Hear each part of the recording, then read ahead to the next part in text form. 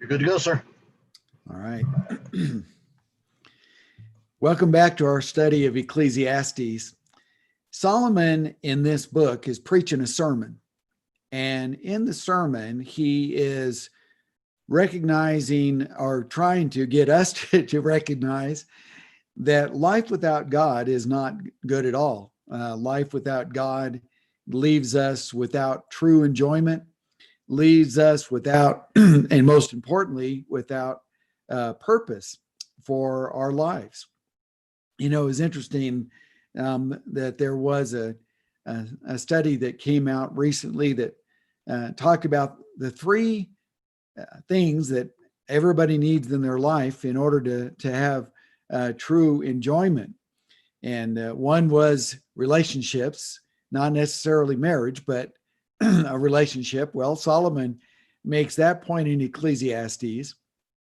Second was that you needed a level of security, and they were saying you don't need wealth necessarily, but you do need to have a level of security in your life. Solomon makes that point as well in chapter 7. And then third, in order for people to be happy, they need purpose. Well, duh, that's what this whole book is about, is purpose for one's life. And so outside of having a relationship with God, your life is futile. And he started out by saying, vanity of vanities, all is vanity. And then he spends nearly 2 chapters talking about how life without God can accurately be described as vain, because you really don't do anything that is memorable. There's nothing that really is accomplished that is of lasting significance. Your worth, my worth, is found in our connection with God. But as we started studying chapter 9 in our last class, we were dealing with the fact that there are so many unknowns, and that we should face these unknowns with optimism. But recognize this, that all of the things that Solomon is going to point out in this book are things that have destroyed people's faith. And that is because they have created their own God and have written the script on the way they think God should treat them. And so when they do befall misfortune, maybe there is a terrible tragedy in their life, maybe there is financial struggles, maybe they have difficulties at work, maybe they're dealing with some health issues. All of those things can and have been used by Satan in order to destroy one's faith. Think about Job and all of the things that had befallen him. Well, if you lost your wealth and you lost your relationships and you lost your health, those are the 3 biggies right there that Satan uses to destroy one's relationship with God, because you have written the script on how God is going to treat you. But Solomon is saying that life is unknown, and you do not know what is going to befall you. You can be righteous and have a lifetime of hardship and struggle, just like Lazarus in Luke 16. Or you could be wicked and have a lifetime of wealth and health, as Asaph describes in Psalm 73. The fact of the matter is, we do not know what the future holds. And so we face the future with an optimism where we just live in faith and we believe in God, we trust in God, rely on God. And because of all those things, we are able to move forward in life. Because briefly, notice what he said in the first couple of verses of chapter 9. For I have taken all this to my heart and explain it, that righteous men, wise men, and their deeds are in the hand of God. Man does not know whether the treatment from God, will be love or hatred. Anything awaits him. All right, so God makes no promises. He makes no guarantees that your life is going to be one way or the other. Anything awaits. And he explains it is the same for all. We are all on this journey that ultimately is going to lead to death. He's going to clarify that in the last part of verse 3. It's the same for all. There is one fate, that's death, for the righteous, for the wicked, for the good, for the clean, those who are living ceremoniously clean according to Mosaic standards of cleanliness, holiness, and for the unclean, for the man who offers a sacrifice, for the one who does not sacrifice. So being one that worships God, being one that doesn't worship God is still not going to assure you of one kind of treatment from God or another.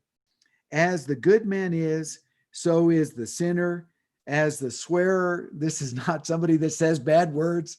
The swearer is talking about one who swears an oath to God, like we were talking about in chapter 5. He's making a vow. So here is a guy that makes a vow. So is the one who is afraid to swear. He is the one who is afraid to make a vow. This is an evil. Now, this is just a negative. He's not saying evil as it originates from Satan. It's just a negative aspect of life that is done under the sun universally, that there is one fate, that's death, for all men. Furthermore, okay, before I get ahead of myself, there is that one fate for all men, and we do not know the way that we're going to be treated, but the one thing that we do know is righteous or unrighteous, good or evil, wicked or faithful, everyone is on this path that is going to lead to death. That being the case, there are some people that have made some very, very poor choices about how they're going to live their life. And that is, I'm going to die, so I might as well go ahead and live it up, live like I want to live. And that includes some godless, sinful choices. How many people do we know? How many people do we see that their lives are a perfect example of what Solomon is talking about here? That because they don't believe in God, because they don't believe in an afterlife, they're living it up, and they're going to make as many selfish, sinful choices as they want to make. They can be as sexually impure as they want to be. They can spend their money as materialistically as they want to, because they don't see any consequence, any difference, because once you die, that's it. Well, that's where Solomon is going then. Because of that foolish philosophy of not thinking that there's going to be a day of reckoning, that belief that there will not be a day of judgment, he says, the hearts of the sons of men are full of evil. Notice the word full. I find that to be rather interesting. They didn't allow them to be a stopping point. They didn't say, well, I want to still maintain some level of goodness, of spirituality, of righteousness. No. Once you subscribe to the belief that there is no God, or there is no day of judgment, there will be no accounting for one's life, then you're going to live like you want.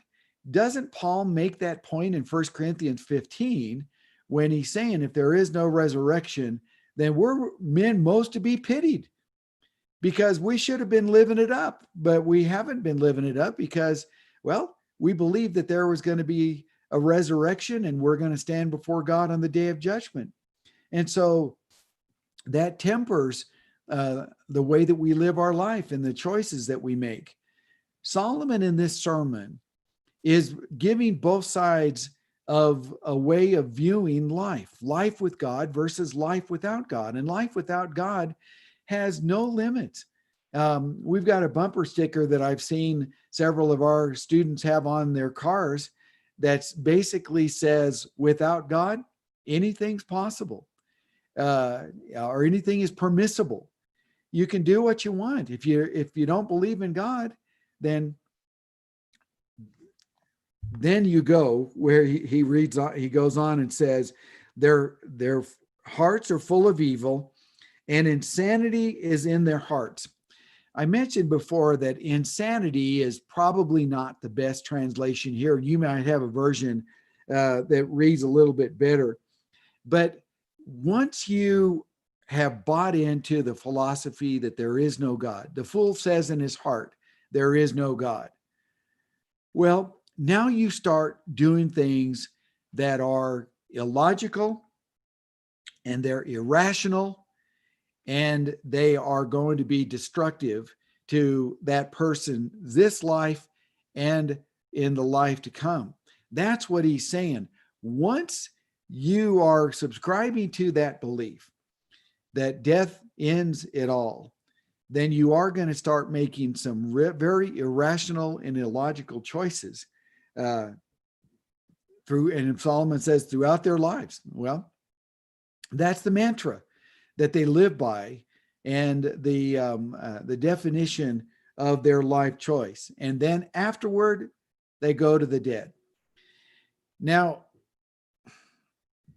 that's where Solomon is leading us. Afterward, they go to the dead. And then what? Well, it isn't until chapter 12 that he is really going to answer the then what. But right now, he's just making the point that everybody, righteous and unrighteous, are all headed to the same place. You and I are headed to the same place. And that's why he makes the observation in verse 4 that a live dog is better than a dead lion, because life is that which provides opportunity. And if both animals were alive, we'd go with the lion. But the fact that the lion is dead, we're going with the dog. The dog has life. You have life. And as a result of the fact that you've got life, you have opportunity. I have opportunity. And so it is wisdom that tells us, seize the moment. Take advantage of the fact that we've got opportunity. And if I have opportunity, well, job one is to make sure that my relationship with God is good and I am living faithful to his word, because the time is going to come that I'm going to go to the dead and I'm no longer going to have opportunity. And so now is our chance to seize life and take advantage of our relationship with God. He says in verse 5, for the living know they will die. All right, a simple fact of life is we know that we're going to die. A generation comes and a generation goes. And right now we're a generation that's alive, but the generation before us, well, they're dead, as are the generations before them. And soon our generation will be one of people that have all died, and a new generation will have replaced us. So we know, at least we should be aware of and be thinking about the reality that we are going to die. He says, but the dead do not know anything. Well, while we're alive, we are conscious of the fact that we're going to die. But the dead, he says, do not know anything. All right, we're going to explore the words of Solomon here, because this text has been so hopelessly butchered. I just am amazed at what people have done with what Solomon has said here. But let's read on, and then we'll curl back and talk about what he means here. He says, nor have they any longer a reward, for their memory is forgotten. Indeed, their love, their hate, and their zeal have already perished, and they no longer have a share in all that is done under the sun. All right, so I've added a new slide.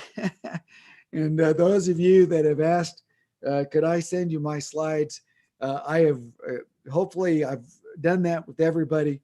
But as I've said before, you know, strap yourself in because I'm constantly adding. And here is an add-on.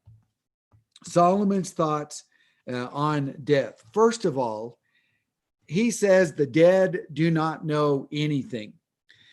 Before we talk particulars about this, I want to make an observation that I've made a couple of times early on in this class.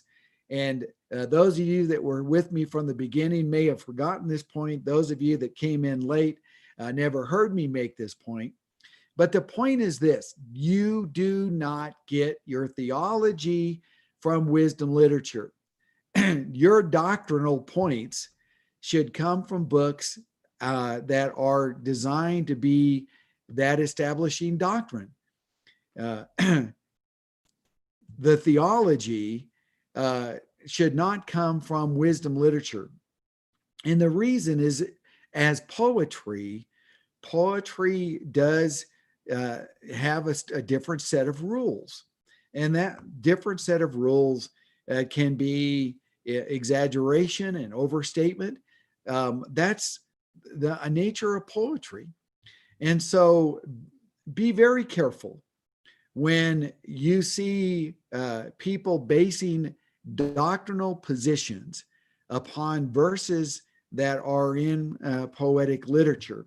And this text is a case in point on what people have done in Solomon's statement that the dead do not know anything. All right.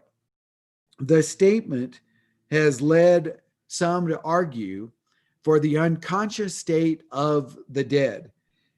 Some have called this soul sleeping, but others have said, well, the reason the dead don't know anything is because they were annihilated at death. It's only the faithful that live on, but the unfaithful dead are annihilated. Well, such doctrines clearly contradict plain Bible teaching. Solomon is making the point that the dead do not know anything about what's going on with the living.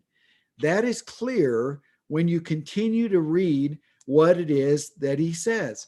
He is not saying that the dead, when they die, are no longer conscious of anything. They just don't know what's going on with the living. That's his point. So there is no biblical support. Well, let me talk about some truths that are found here that should defeat a number of false doctrines that are taught in the religious world today. For example, well, again, the rich man is very well aware of his surroundings.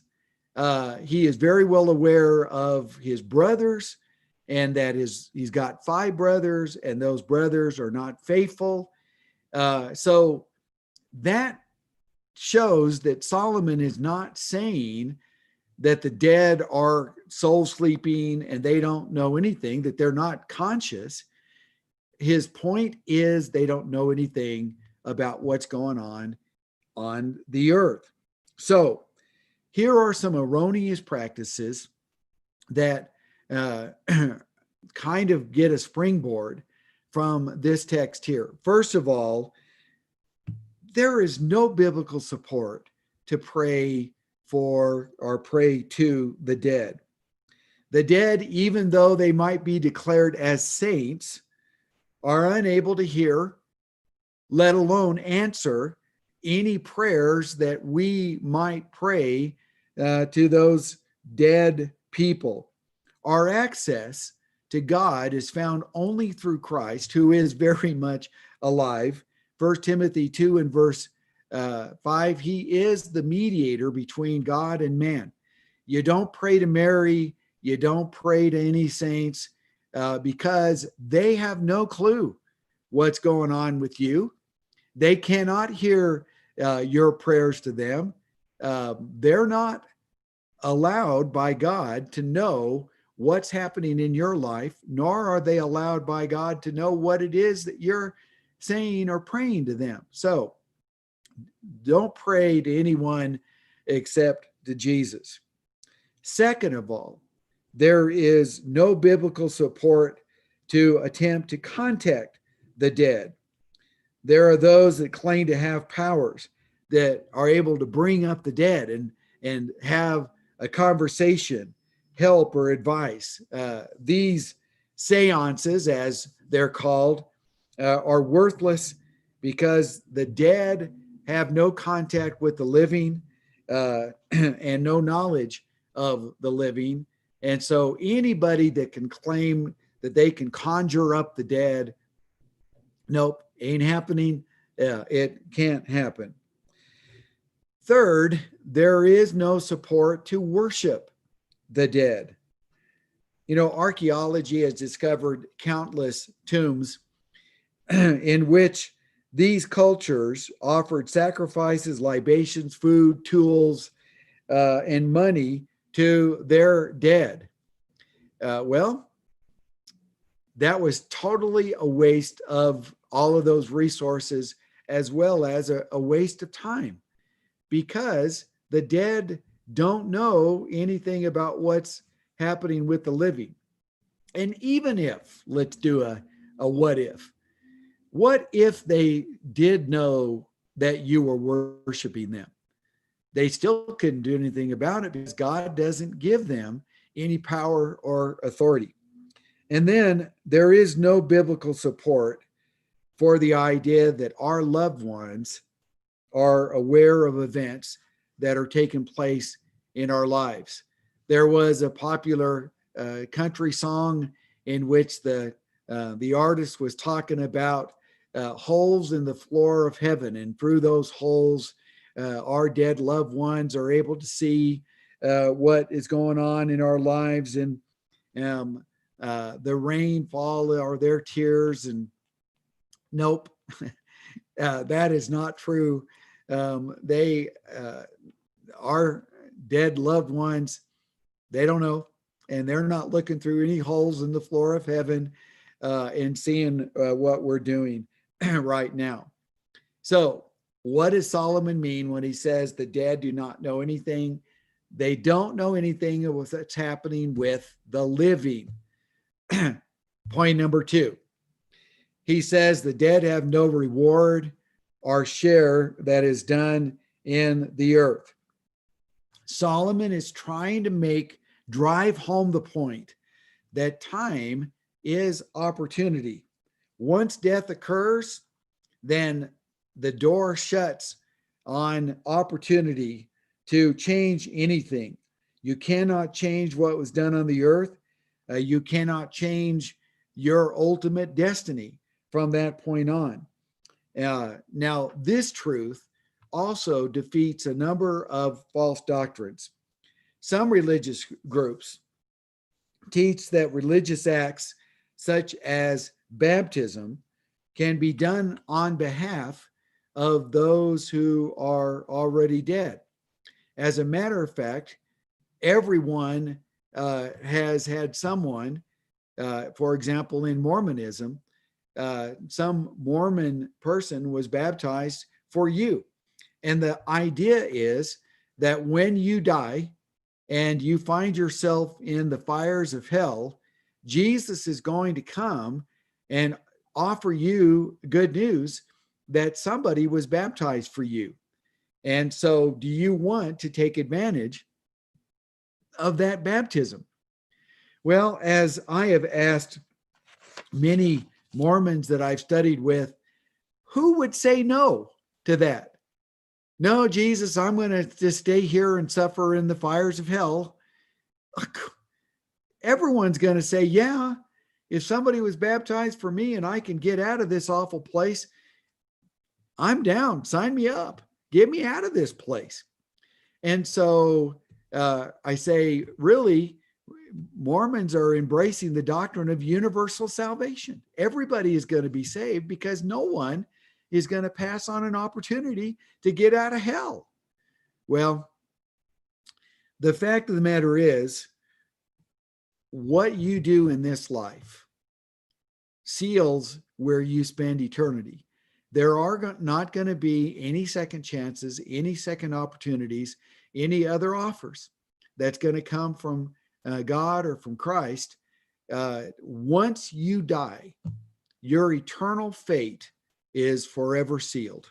The Bible teaches that in a number of passages, and the wickedness of others is not transferable to you, and the righteousness of others is not transferable to you.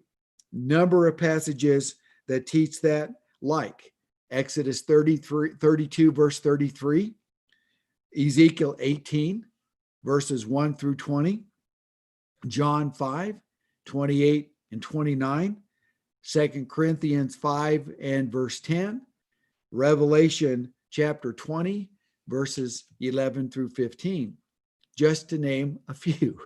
So the Bible makes it clear that this is our chance. So what does Solomon mean when he says they have no reward or share?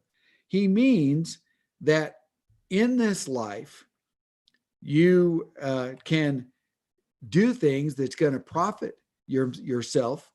But once you die, then you no longer have a reward. Even if, let's say, you owned a business and that business was very profitable. And even after you die, it continues to be very profitable. Well, you're not going to profit. Your other business partners or your living family members, they're going to profit, but you're not. Once you die, there's no longer a reward and you're not going to get a share of anything. Another false doctrine that is sort of based on this, there are some religious groups that one can, through prayers and contributions, change the condition of loved ones. You know, the teaching says that one who has ended up in purgatory can be freed from purgatory through the offerings of the living. And I had a number of relatives that were a part of Catholicism, and they believed this doctrine. And so when a loved one died, they would give money to the church in order to buy that loved one out of purgatory. But a person will be judged solely upon what he or she has done in this life. And no one can do anything that's going to change their eternal destiny once they have already died. You can't, there is no purgatory. The Bible doesn't even teach the doctrine of purgatory. But even if there were, you could not buy a person out of purgatory. Again, 2 Corinthians 5 and verse 10. And that is appointed that we'll all appear before the judgment seat of Christ to be judged according to the deeds that we've done in the body, whether good or evil. Or that another passage that I made reference to, Revelation 20, 11 through 15, where there John says that all the dead are going to be judged according to the deeds that they've done in the body. Well, that is the way it is. We are going to be judged by what we've done in this life. So, as we said before, life is opportunity. Death is the end and the conclusion of opportunity. Another doctrine that comes out of Hinduism is the doctrine of reincarnation, and that you will be reincarnated into something else. And that something else really provides you another opportunity to maybe live a better life than you lived in the previous life. So if you, according to Hinduism, you look at a cow, well, that cow was once somebody else that probably didn't live very well. And so now they come back as a cow or as a bug or as a snake. Or you look at somebody that's very wealthy, well, that was their reward for their previous life where they lived pretty good. Well, the Bible doesn't teach the doctrine of reincarnation. Hebrews 9 and verse 27 makes it very clear that the next thing that happens after a person dies is judgment. You're not going to be reincarnated into something else. And then a third observation that Solomon has given us on death is the memory of the dead is forgotten. We already saw in chapter 2 and verse 16 where he said there is no lasting remembrance. It is somewhat of a sad reality is that people die, they're buried, and they're forgotten. As Solomon made that point before, he's making that point again here. And here he says, he basically breaks a person's life down into these categories: their love, their hate, their zeal. So your life can be defined by what you loved, what you hated, and what you were passionate about. Those three areas kind of can encapsulate a person's life. So I would hope that what you loved was God, the church, his word, your mate, your children. What you hated was evil, sin, wickedness. And what you were passionate about was the will of God, the agenda for God to bring the saving gospel of Jesus Christ to the whole world. And you were passionate about that, your love, your hate, your zeal. But whatever answers might be given for what you loved, what you hated, what you were passionate about, it's going to be forgotten. That is, again, one of the realities of life with the dead. The dead are just forgotten. He says the last part of verse 5. And then verse 6, indeed their love, their hate, their zeal have already perished, and they no longer have a share in all that is done under the sun. Now, by the phrase, using the phrase under the sun, Solomon is clearly letting us know he is not saying there's no reward after death. He's not even going there. He's not even dealing with that.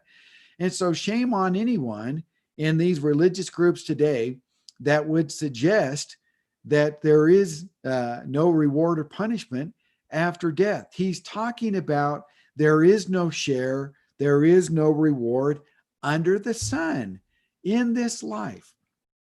To make Solomon say that there's no reward after this life is a butchering of this text and a woeful abuse of it.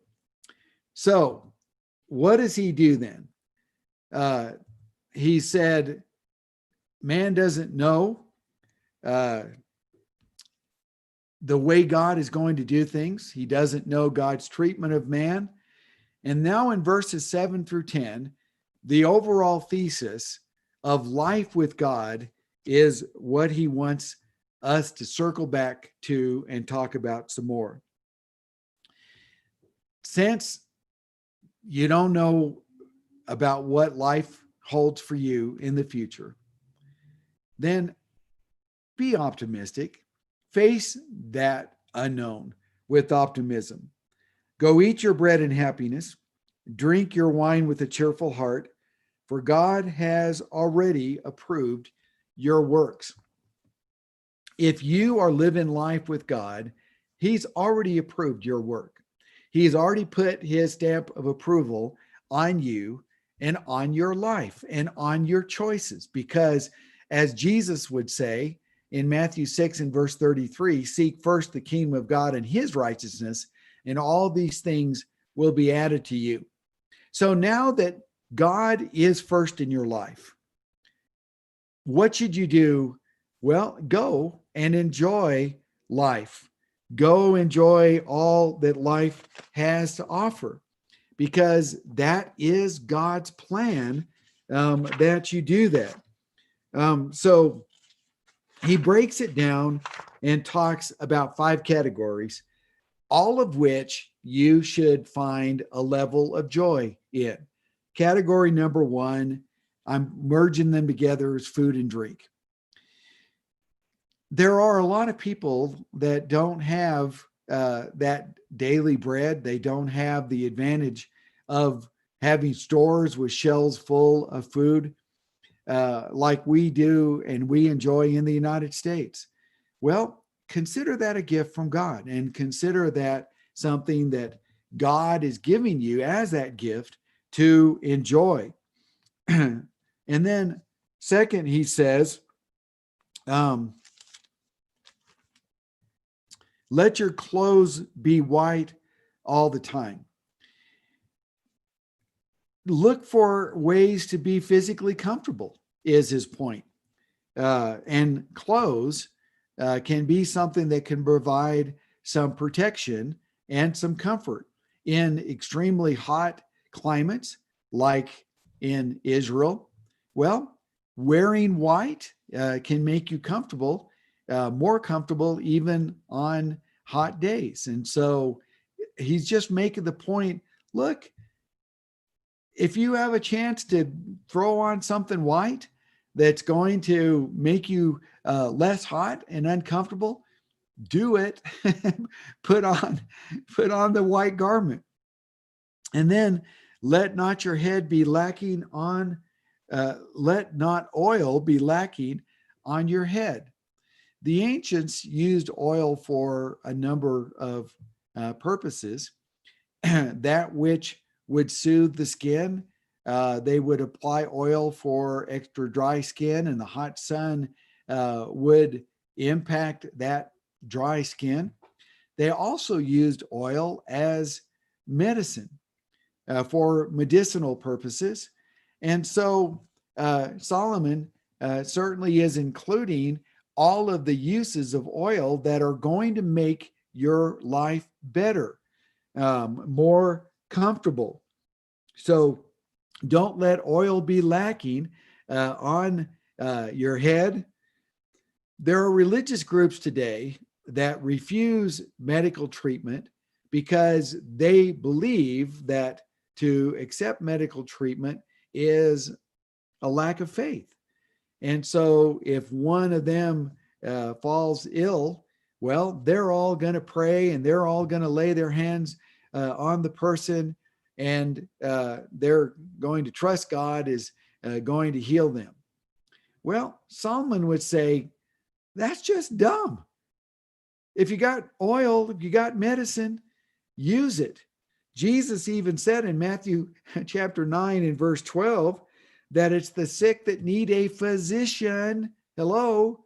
Well, a physician is going to use medicine. He's going to use the knowledge that he has available in order to bring healing, to bring a level of comfort. So if you've got white clothes, wear them on a hot day. If you got some medicine, take it. That's life with God. God intended for us to do things that are going to improve the quality of our lives. And so clothing, food, medicine, those things will improve the quality of our life.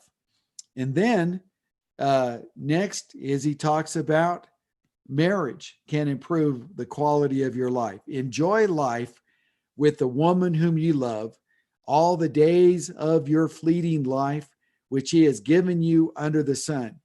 For this is your reward in life and in your toil in which you have labored under the sun. All right, so areas number 4 and 5 are found here in verse 9 in things that are going to make life better. Marriage.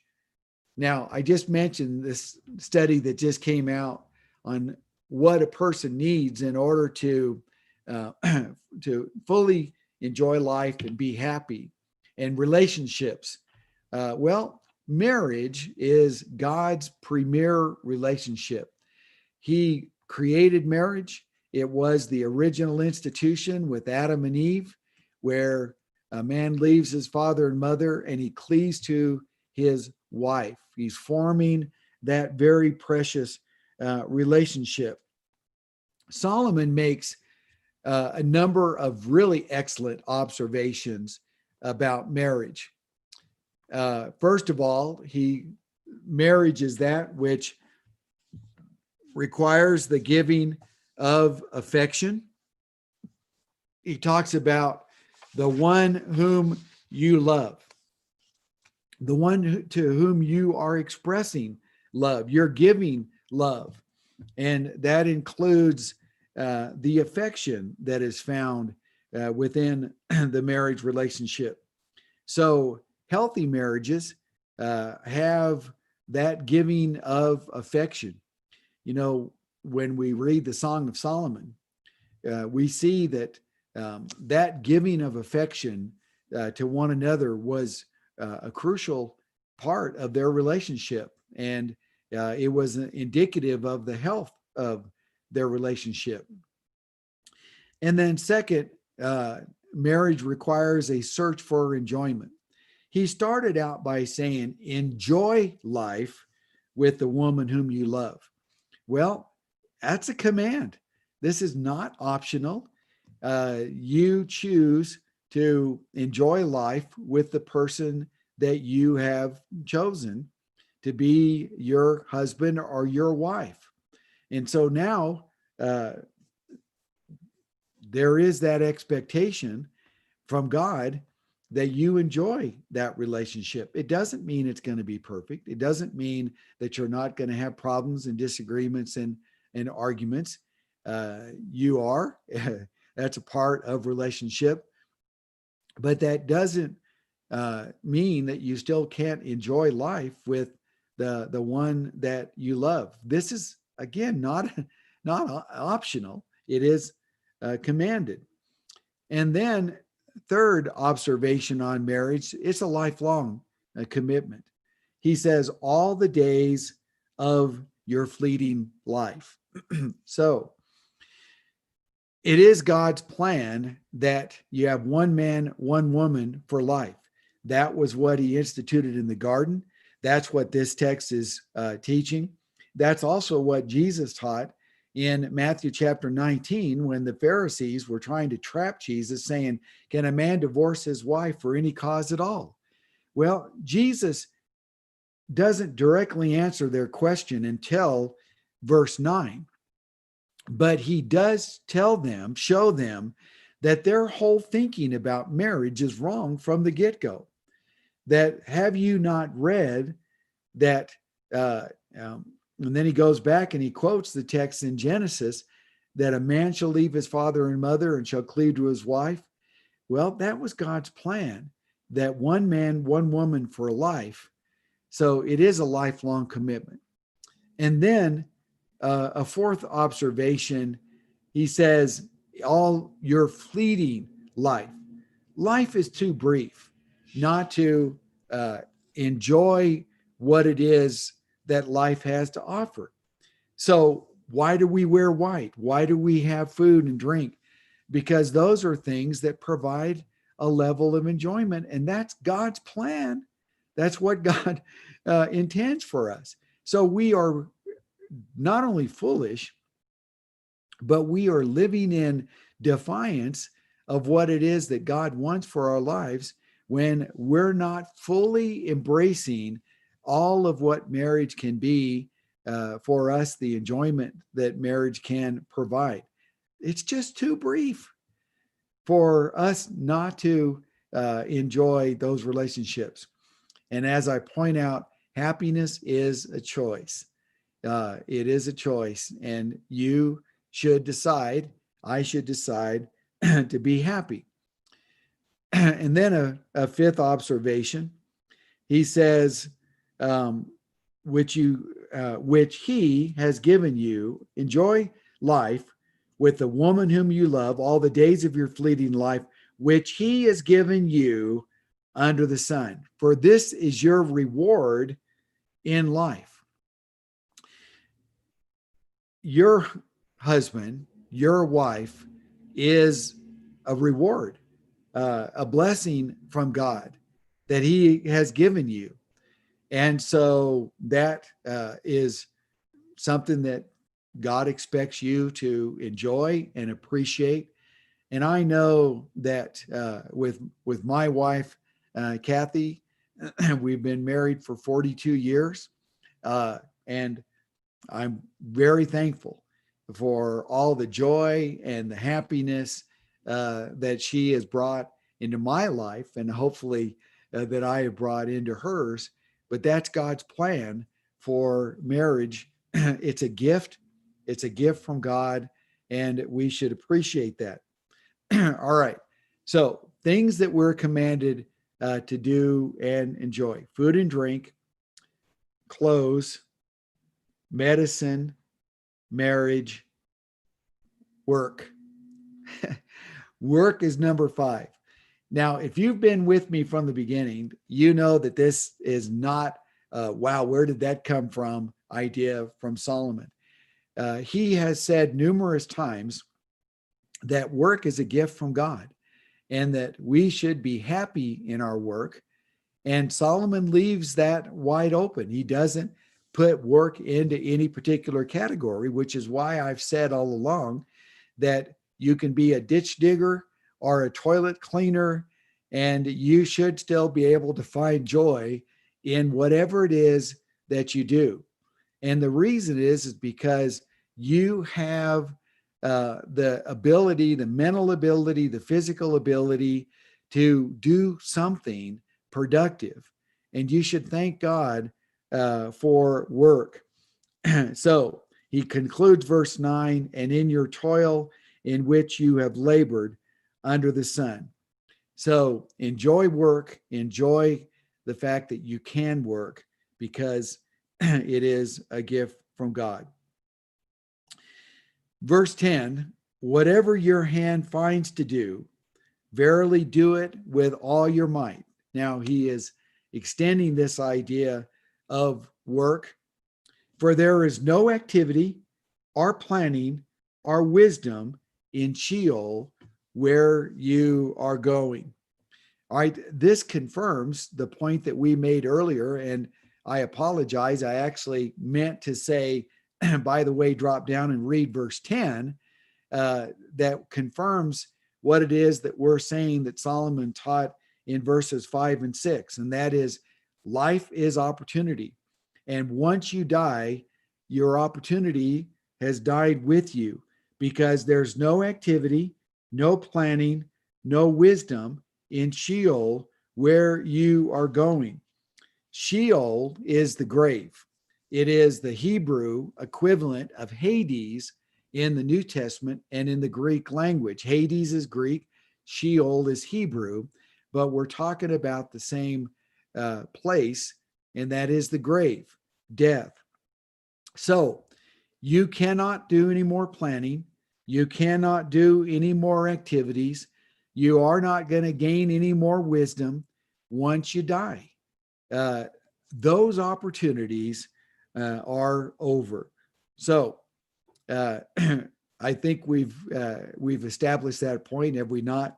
I think I'm beginning to sound like the proverbial broken record in making that point. But Solomon keeps making it, and so we're going to keep making it as long as Solomon does. So the first part of verse 10 is the key. What your hands find to do, verily do it with all your might. Give 100%. Give your all now. And that's the way God wants us to live our lives.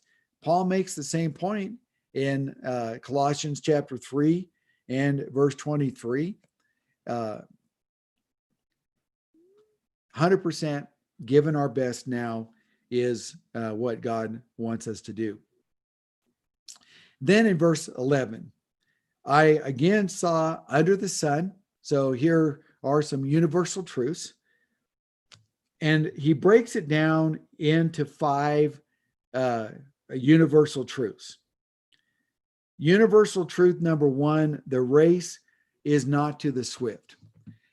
Now, what he's going to do with this very interesting text is to show that sometimes everything doesn't always work out like logic would tell you that it should. For example, if there's going to be a race, you're going to say the fastest guy will win. But not always. That is not always the case. And, you know, those of us that remember the children's story of the tortoise and the hare. Well, the turtle was slow, painfully slow. And the rabbit, unbelievably fast, quick. So you'd say, I'm putting my money on the rabbit. But as we remember, the rabbit does so much goofing off, and the turtle just plods along that the tortoise ends up winning. Well, sometimes the fastest don't win. And then second, he says the battle is not to the warriors. Sometimes the most skillful of soldiers doesn't emerge victorious out of the battle. Maybe an errant arrow ends up striking him and killing him.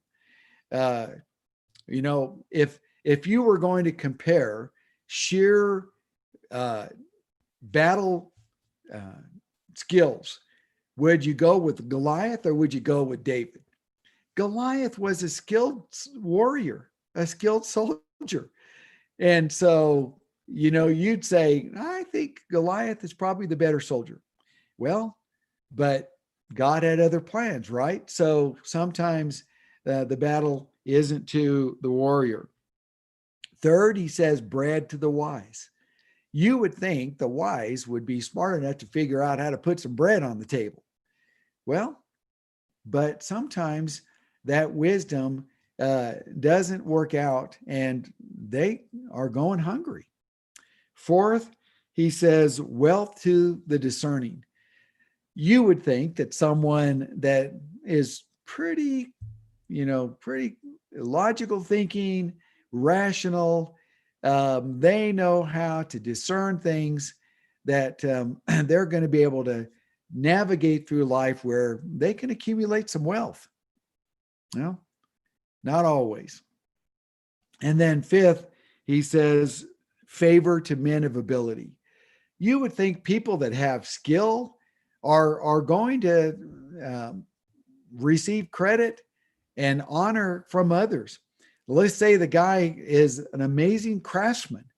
Well, there are going to be rich people that hire him and honor him for the great things that as a carpenter he's able to build, or as an architect, an amazing house.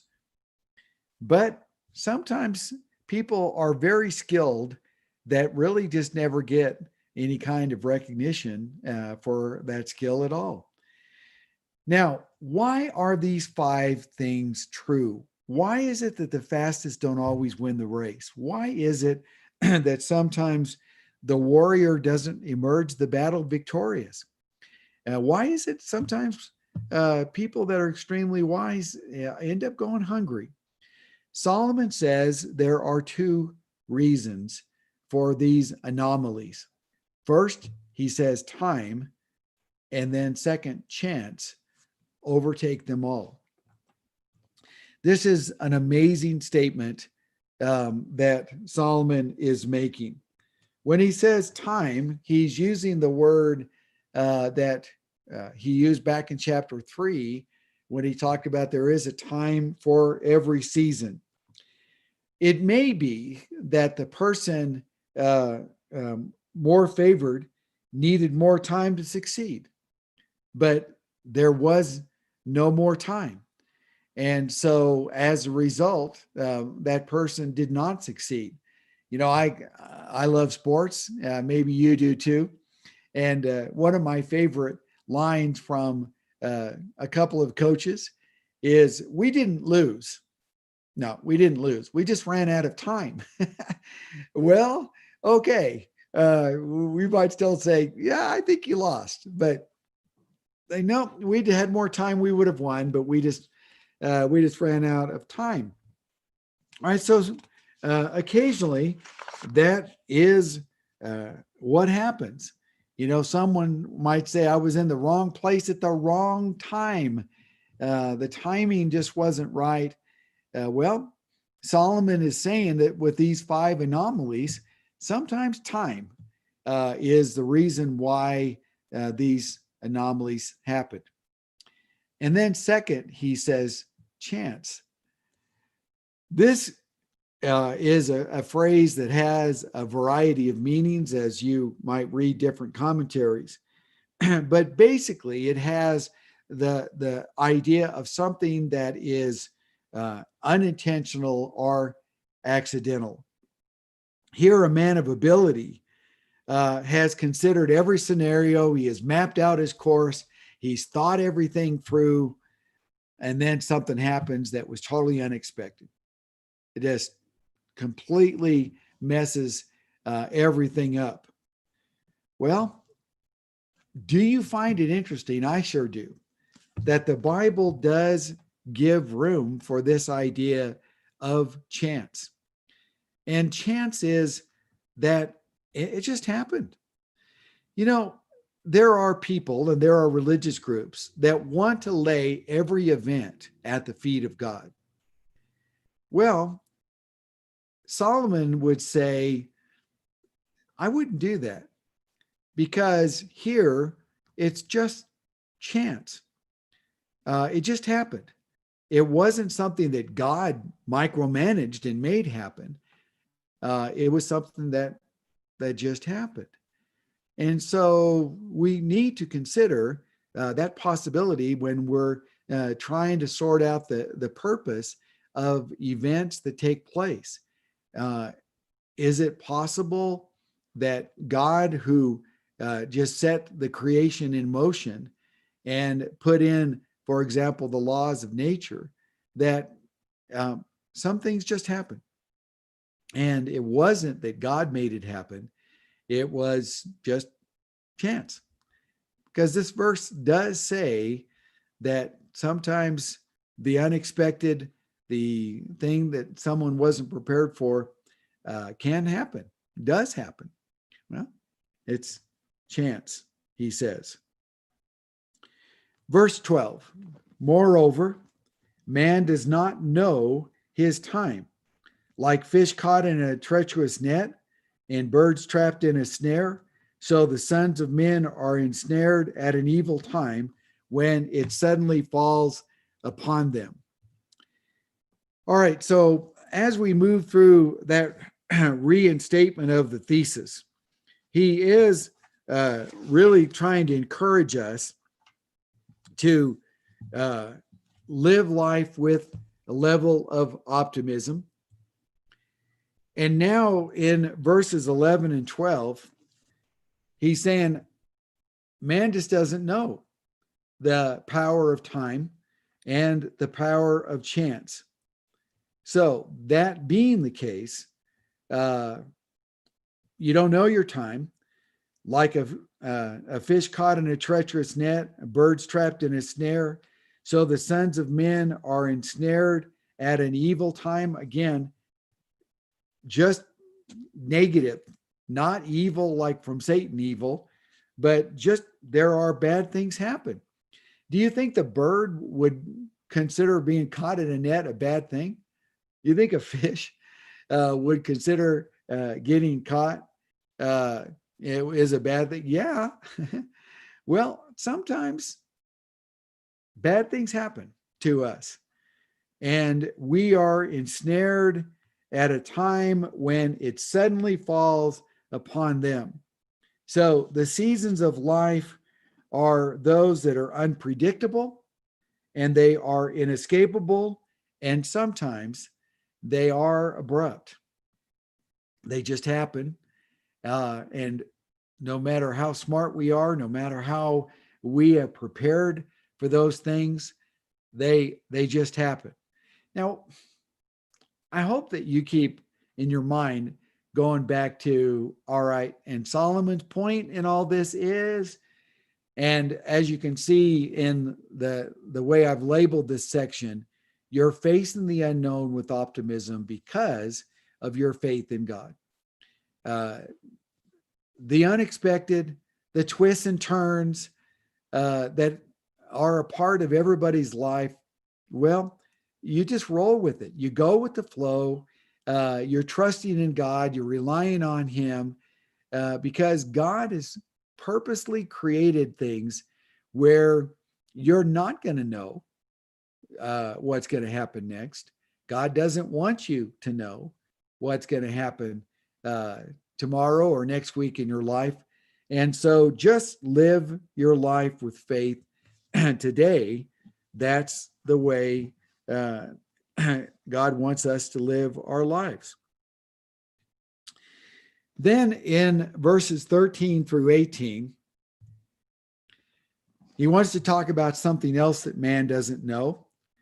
And that is, man doesn't fully appreciate and know what I call here the power of astuteness.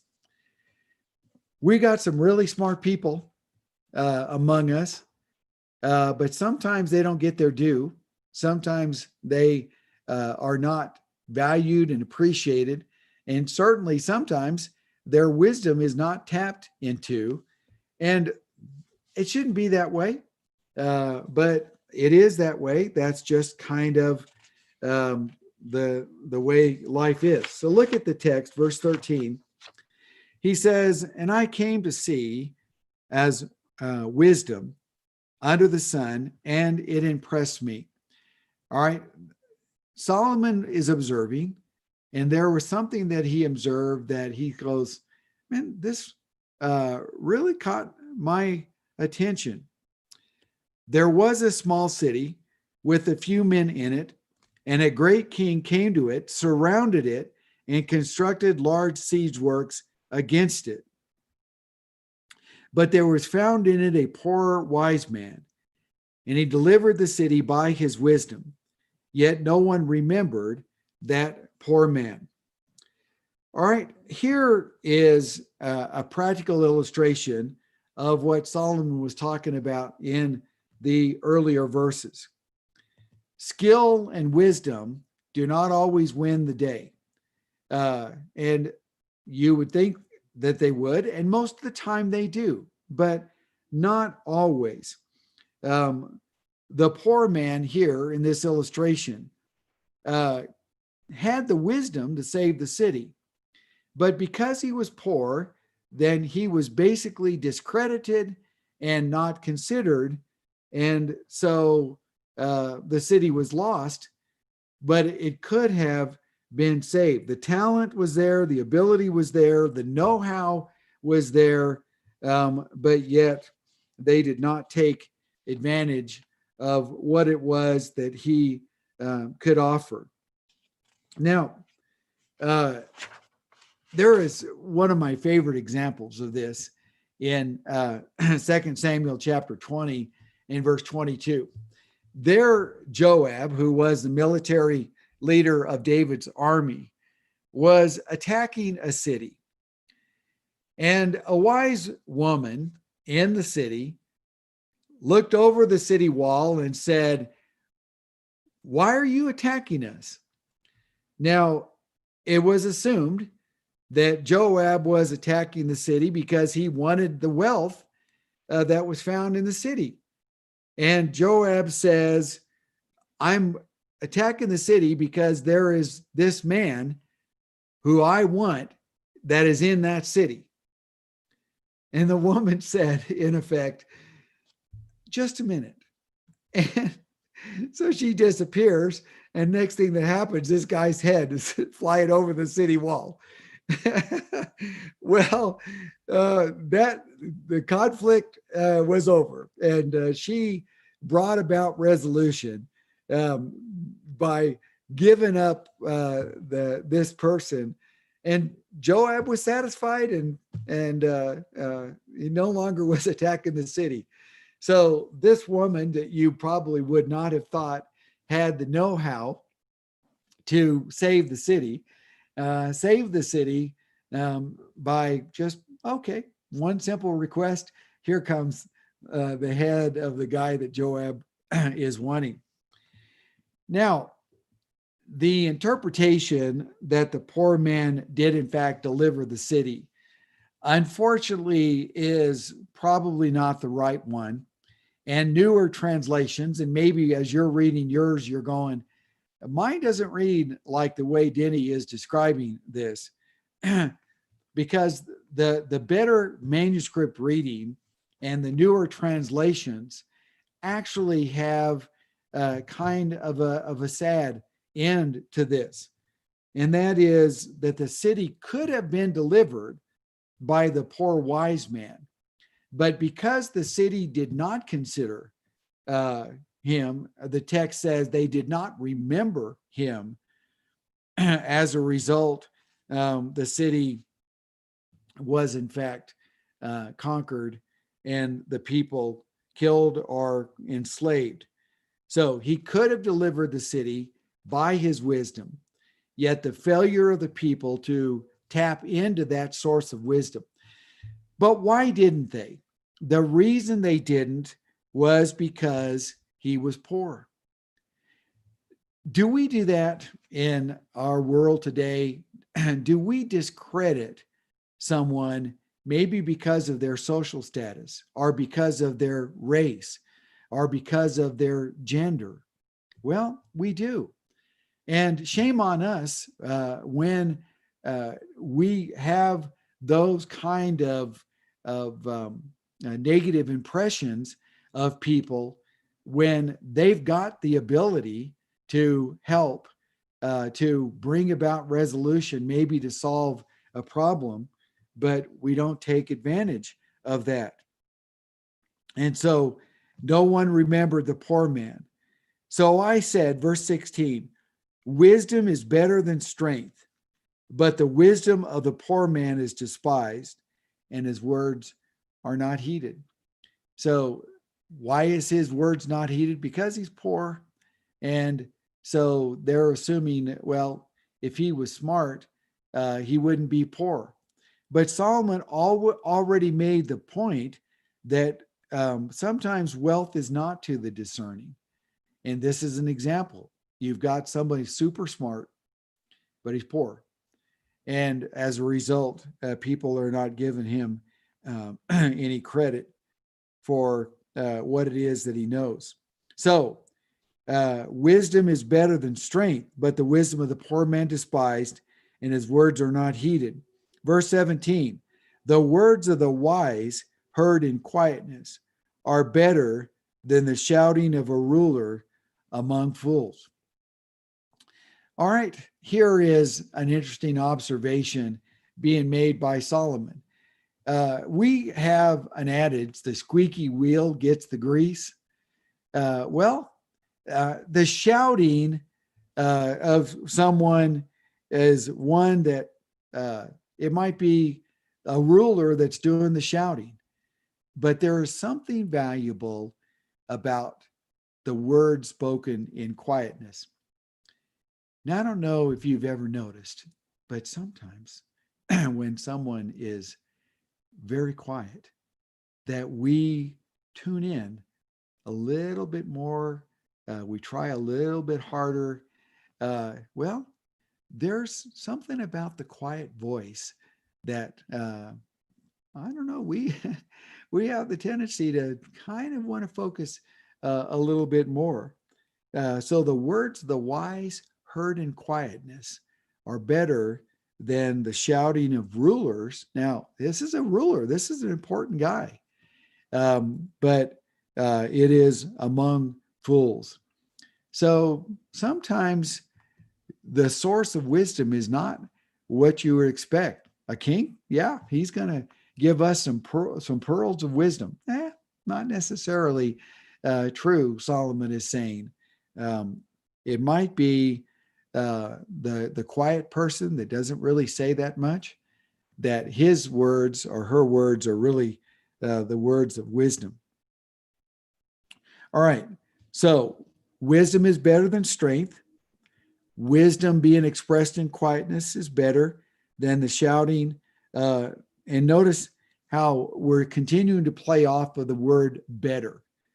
This is better than that. Wisdom is better than strength.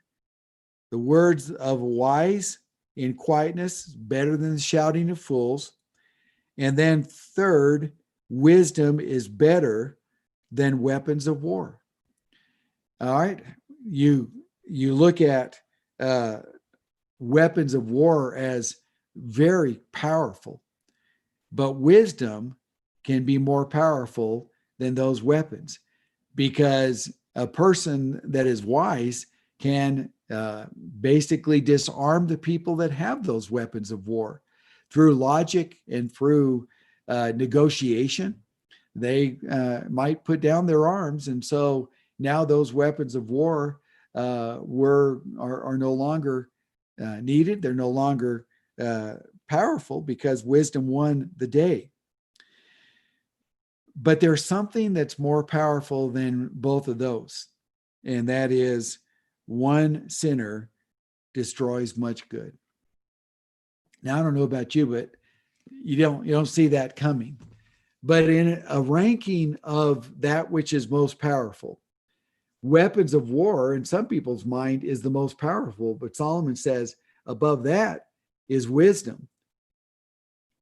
But above wisdom is the power of sin, and how sin can destroy much good. And so what a sinner does can destroy what a person that's wise can do. And so, boy, the power of sin, the destructive nature of sin is certainly a very valuable point that Solomon is making here. All right. There's something else that man doesn't know, and that is just how powerful foolishness is. Now, he talked about the power of wisdom. He talked about the power of weapons of war.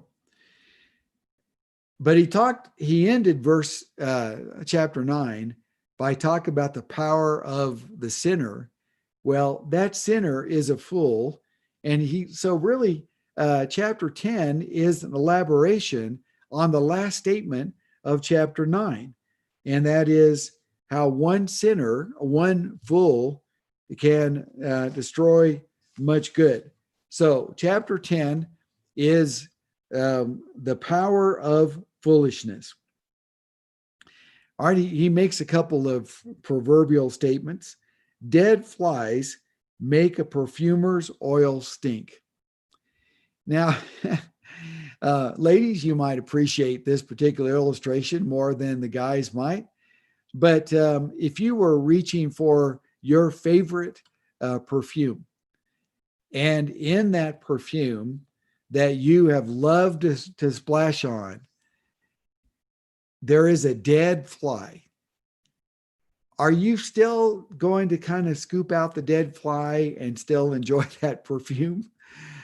Probably not. As a matter of fact, probably all of a sudden, that perfume doesn't smell as good as you used to think that it did. And you'll probably throw the whole thing out.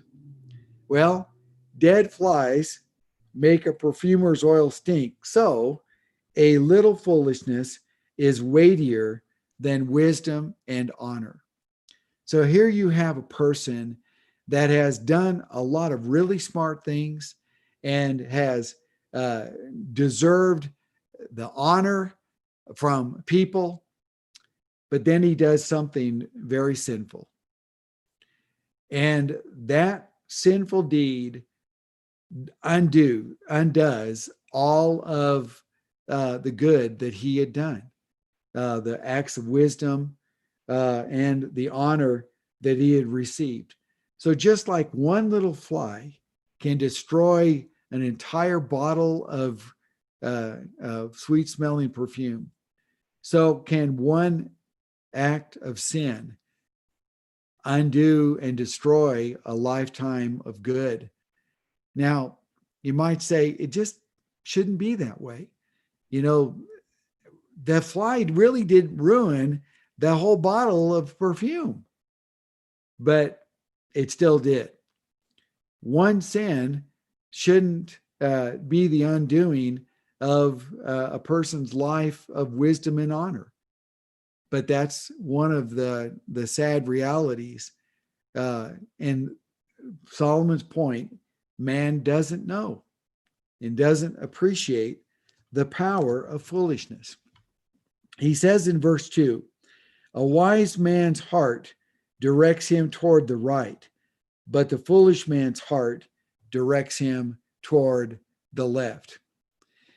All right, so in contrast to the fool, the wise man is one that wants to do right, know right, practice right, promote right, what's right in the sight of God, to in his own life, and then what it is that he promotes to other people as well. The foolish man, though, is to the left, and the left represents that which is evil and sinful, even as the sheep and the goats are parted on the day of judgment in Matthew 25. The righteous go to the right, and those who are condemned go to the left. So the Bible has long established this idea of the right and the left, and you might be making a political joke about this,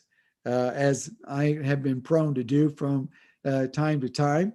But those who are wise are going to go to the right, and those who are not are going to go to the left. Well, you can do with that what you want. But his point in talking about the power of foolishness is the foolish man's heart is what pulls him to the left, away from God, away from that which is right, holy, and pure. And that's a sad reality of foolishness.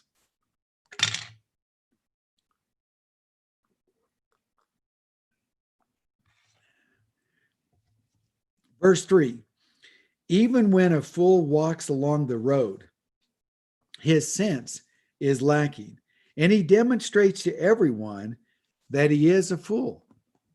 Solomon notes that you don't even need to hear him say anything, but you can tell by the way he conducts himself, maybe by the way he walks, that he is a fool. And so the power of foolishness is that it oozes out of the person, and it is one that is clearly seen. You know, there are illustrations of this today, of people that you can look at them and you can say, that is a godless person. Somebody that has lots of body piercings and body tattoos, and they have purple spiked hair. And well, typically when you see someone that's got a mohawk haircut and they've got it dyed purple, and they have tattoos all over their body and body piercings everywhere, your first thought is they are probably a faithful Christian. You're probably not going to go there, because what they are demonstrating with what they're doing with their dress or their body is that which is the opposite of what spiritual people do. Well, look at verse 3. The fool, all he's doing, he's walking down the road, and everybody can tell that he's a fool. Verse 4, if the ruler's temper rises against you, do not abandon your position, because composure allies great offenses. All right, we're still talking about the fool. The fool caves when the ruler is starting to get mad. The fool is one that abandons his position, even though he might have been in the right. When you're right, then stick to your guns. Don't back down. Stay with what you know is right. Because Solomon says that allies great offenses. And what he means by that is you might win the day by stubbornly sticking with your position rather than flip-flopping back and forth or caving when someone is coming at you with strong opposition. To me, this is such a relevant point in today's world where there are these liberal left, and excuse that terminology in the context of Ecclesiastes 10, but that are promoting a kind of a doctrine that people are giving up their positions, even though they might be right, for fear of persecution, because we've seen, people lose their jobs by statements that they make. But the statements that they're making were right statements. Well, Solomon is saying, stick to your guns, hold your position, because ultimately it's going to work in your favor. If you're standing up for what's right, standing up for the truth, you are ultimately going to have the better outcome. Well, that sounds like a pretty relevant thing in Christianity. We would apply that to those that are pushing back against the Christian message. And there is always the danger that Christians will cave under the pressure, and they will no longer speak the truth, be bold with the truth. Well, we have the truth. And since we have the truth, we need to be strong in the truth and preach the truth. And maybe there'll be some negative things that happen, but ultimately, having the truth on our side will win the day. He says in verse 5, there is an evil, again, something that's very negative. It's a bad thing that I've seen under the sun, like an error that goes forth from a ruler. When a ruler makes a decree and it's just wrong, there are going to be lots of negative consequences from that. And Solomon is saying, this is something that I've seen, and it's universal under the sun, and it is a parallel to a very powerful ruler making a grievous error in judgment. And that is this: folly is set in many exalted places, while rich men sit in humble places. Sometimes the people that are in positions of power and authority and influence are the most unqualified people on the planet. And then we got these people over here that are infinitely qualified, and they're sitting in humble places. They're not in a position of influence at all. Solomon says this is a terrible reversal of the way things should be.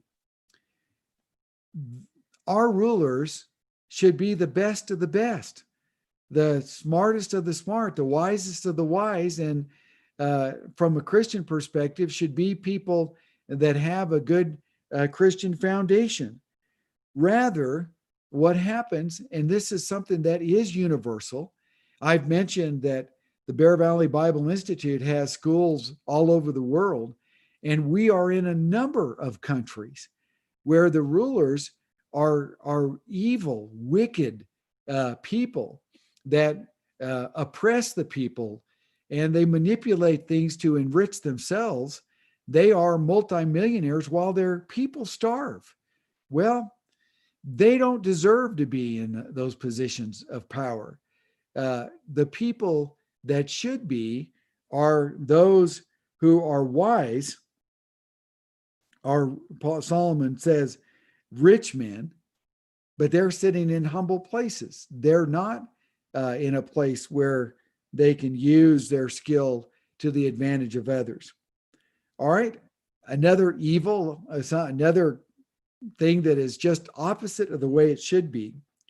I have seen slaves riding on horses and princes walking like slaves on the land. Again, a reversal of what should be the natural order of things. The slaves should not be those that are living the high life, living like rich people, riding on horses, whereas the princes, they shouldn't be the ones walking around like slaves. Sometimes there are anomalies in life that are like real head scratchers. That how do you explain that? How do you figure that out? How did that happen that way? Well, these are facing the unknown with optimism. And sometimes, and in the overall context of chapter 10, we're talking about the power of foolishness, that this foolishness has led to a flip-flopping of some things that should naturally be one way, but they are just not the way that they're supposed to be. All right, he's going to get into some other illustrations of that in verse 8, but it's time for us to quit. Again, I want to express my appreciation to you for joining me in this class, and I hope that you're enjoying the wisdom of Solomon. I know I am. Thank you again so much. God bless and have a good day.